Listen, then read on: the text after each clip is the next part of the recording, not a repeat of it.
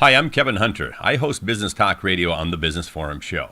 Recently, I was invited to participate on an advisory board for the Minnesota School of Business to help college students understand what things to do and what things to expect when they go to interview for a job. Now, I'm going to share with you a few notes that I made, and I want to emphasize the fact that I made a few notes because it's one of the things I'm going to suggest that you do in a job interview. So first of all, let's talk about qualifications. In today's world, a college education is a lot like the old high school. Years ago, if you didn't graduate from high school, it was pretty tough to get a job. These days, if you haven't graduated from college, it's pretty tough to get a job as well. So just assume that college education will be part of the qualifications for many of the jobs that are out there. And then, of course, your experience plays a big factor in that as well. So beyond qualifications, I'm going to talk a lot about the intangibles, the other things that you have to bring to the table in order to be considered for the job. Now, these are the things that are really tough, but if you're practiced and prepared, you'll do just fine. So, number one, research the company. You can research the company online. You can also actually call the company directly. If I was interviewing at a company on Friday and it's Monday, I'd actually call somebody at the organization and visit with them about it. In fact, sometimes the best person to talk to is the person who sits at the front desk, kind of the gatekeeper. Now, this can work in your favor. It can also work against you. If you do a really nice job, you're very friendly and personable and professional, you're likely to get a nice recommendation from this person to the person you're probably hiring with. However, if you turn out to be a jerk, plan on having your application get tossed in the circular file. If you're not sure what that is, that's the trash can, and that's where your opportunities will go to. Number two, ask for advice. You can ask for advice from your peers. You can ask for advice from your instructors in school, but you can also call business owners. You can call other business owners and visit with them and say, hey, if you were looking for a candidate, what would you look for? Again, take notes and be serious about it. Next on the list, be practiced. I didn't start this video without practicing and thinking about it and jotting down some notes, and neither should you. Don't go interview somewhere and think you can just wing it on a hope and a prayer and that little piece of paper you called your resume. It's probably not going to happen. So practice. The professionals do it all the time. Next is be professional. Show up looking like you're not a homeless person. Show up looking like you're not somebody who is absolutely desperate for a job. Be professional in your conduct. Be professional in your dress. Show up on time and act like you actually want the job. Being professional is a really big piece of this. The next two things I'm going to give you are probably as important as anything else on this list, and maybe even more important, and that is be genuine and be sincere. You know what's important is that you don't go there and try to put on a dog and pony show that is far from who you actually are. Many employers express a great deal of frustration trying to sort out the BS, the fact from the fiction. Who is this person really? Go there and be genuine and be sincere.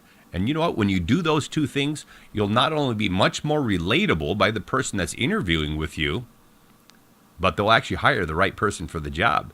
And that's a good thing for you. Sometimes it's viewed as a bad thing if you don't get the job and you are genuine and sincere, but they actually did you a favor by not putting you into a job that didn't suit you. But if you do get the job and you are both genuine and sincere to who you are, you've just landed an opportunity you're going to be very happy with. Next is be present and engaging. People come there, they don't have their phones turned off, they're thinking about what they're going to say next. They're not even listening to the interviewer who's talking to them. So be present and then be engaging, be friendly. Don't sit there like a bump on the log that says, okay, yeah, and you've got nothing to offer. So be part of the process, be present, be engaging, and be an interesting person to talk to. Next on the list, this is a two-way interview. It's not only the company interviewing you to find out if you're the right person for the job, but it's also you interviewing them to find out if they're the right company and the right position for you. So I recommend that you actually write down a list of questions that you'd like to ask these people. Why? Because you may not remember when the time comes.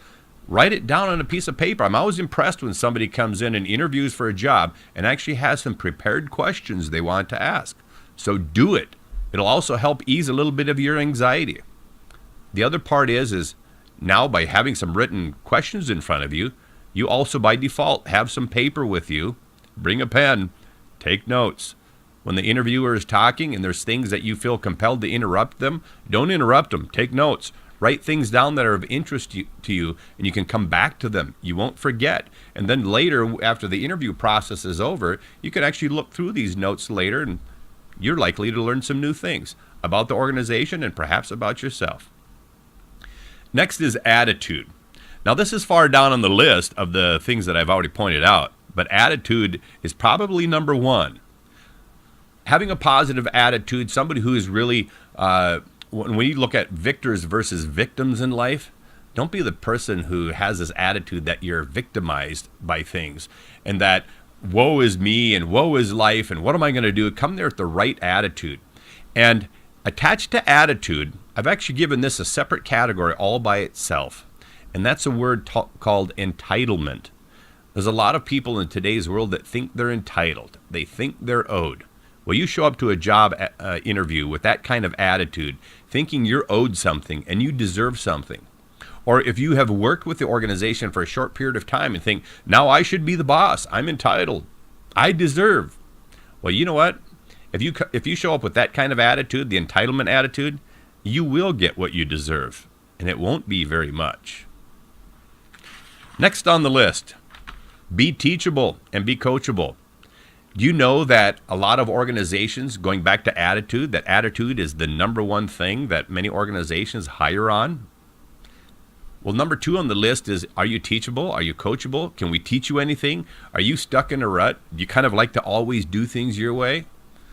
They're going to find out if you're teachable and coachable and show that you are in that interview process. Tied into teachability and coachability is mental flexibility.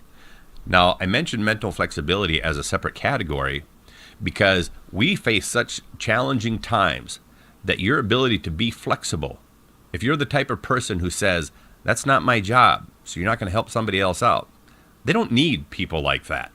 And they don't need you if you have that type of attitude. You need to be mentally flexible so that you can think outside the box, you can be a little creative. And speaking about creativity is the next subject on my list. Have some vision and have some ideas.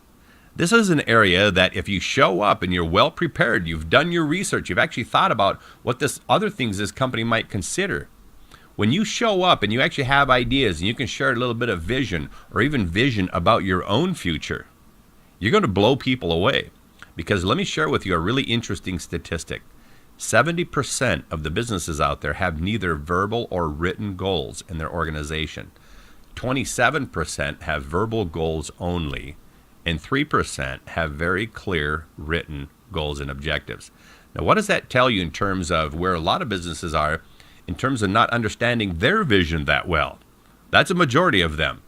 So by being prepared, having some ideas, and having some vision, it puts you in the driver's seat to share some ideas and vision with them, and you're going to blow them away if you do that. Next is feedback. Now, the reason why feedback is a really important thing, first of all, it takes a very wise person and also a humble person to ask for this.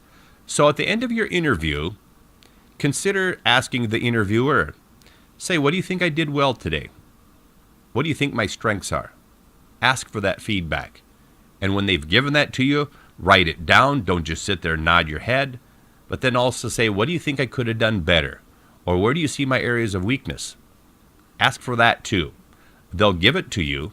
But when we talk about being blown away, this is another thing that very few people do at an interview. And if you do it, you have a chance to stand out and learn something about yourself. So the last thing I'm going to say is going to surprise you a little bit. Be afraid. Now you might say, whoa, Kevin, I thought you just gave me all this stuff so I could have some confidence and I could go in there and not be afraid. No, I'm saying be afraid. Now why did I say that? Well, because I know you're going to be anyway, and I just gave you permission. But here's the thing. For some people, fear controls them. For other people, they have figured out how to control their fear.